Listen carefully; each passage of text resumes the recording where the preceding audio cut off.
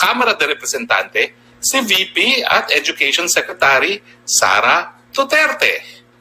Ano po ang pruweba na marami pa palang mga tanggapan ng gobyerno ang may confidential fund at hindi tinanggalan? O tignan po natin ha, ito pong slide na ito, magpapakita sa inyo kung ano-ano pala yung mga ibang ahensya na mayroong confidential, intelligence, and extraordinary expenses.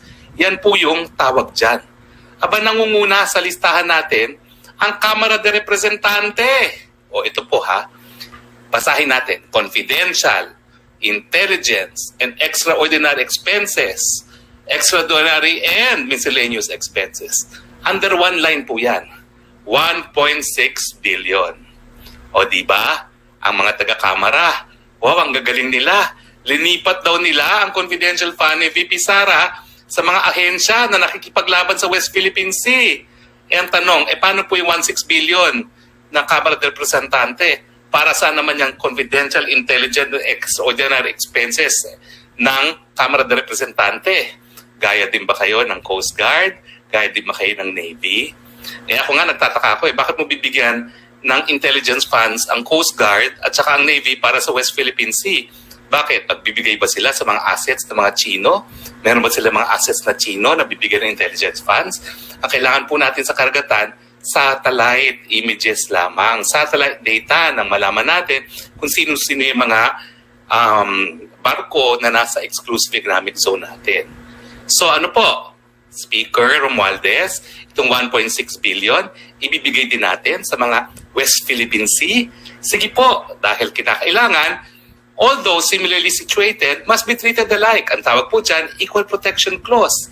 So tanggalin po natin ang 650 ng Vice President and Education Secretary, pero ilipat din natin yung 1.6 billion ng House of Representatives na confidential, intelligence, extraordinary expenses, extraordinary and miscellaneous expenses. Now, alam ko po, sumagot na yung Congresswoman Kimbo. Now, ang sabi daw niya, iba daw ang miscellaneous, extraordinary, and miscellaneous expenses. Iba po, kasi ako naging kongresista. Alam niyo ba? Okay? 2 taon naman po ako naging kongresista. Ang extraordinary and miscellaneous expenses, kahit anong expenses yan. Ang pagkakaiba, for purposes of liquidation, pipirma ka lang ng certificate. Totoo po yan. Inaamin ko po yan. O yan, siguro hindi makakaila naman ni Congresswoman na Kimbo, no? Pirma lang po yan. Certification na ginastos ng congressman yan. O, ibig sabihin, mas matindi po yan kaysa sa confidential fund. Kasi sa confidential funds, ang dami mong liquidation na kinakailangan talaga, i-liquidate mo. Pero ang extraordinary po, wala na pong liquidation lang. Certification na ginastos. Yan lang po yung pinipirmahan ng mga kongresista. Alam ko po yan, 2 taon na akong pumirma niyan. So, wala na po tayong paligoy-ligoy. Personal knowledge ko na po yan bilang dating kongresista.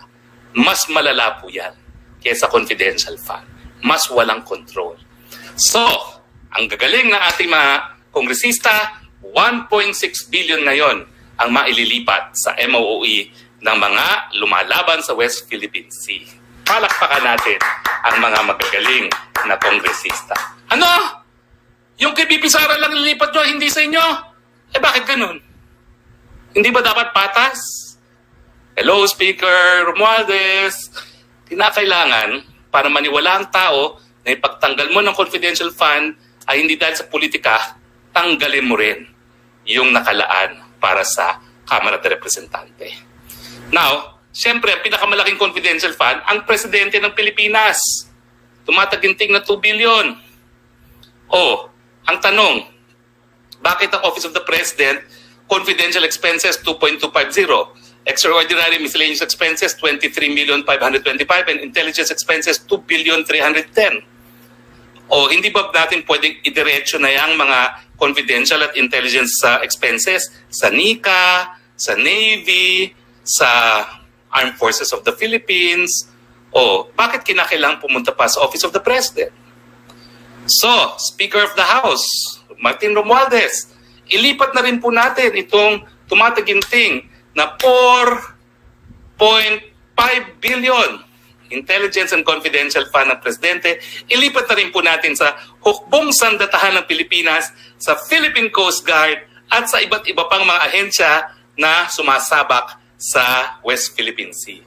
Siguro pambili na lang natin ng mga additional barko yan, kung yan talagang gusto. Ang sinasabi ko lang po dapat patas ang trato sa lahat. Kasi kapag tinutukan mo lang at pinuruhan mo lang ang Vice President, politika. Tinatanggalan mo ng pondo ang potential na kalaban.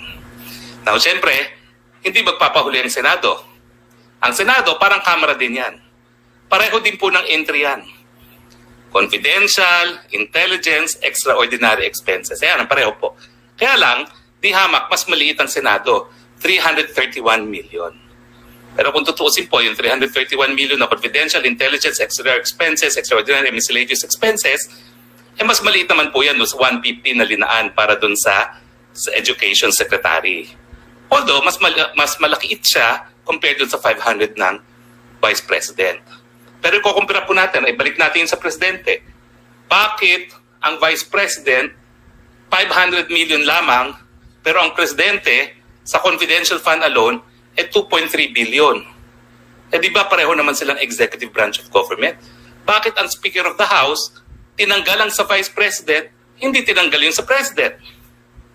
Dahil magpinsan o dahil banta sa 2028 ang Vice President? Malinaw na po mga kababayan na hindi po kami nag-iimbento. Yan po ay nanggaling sa mga pahina ng General Appropriation Bill. Okay? Na didiscuss ngayon ng Kamara de Representante.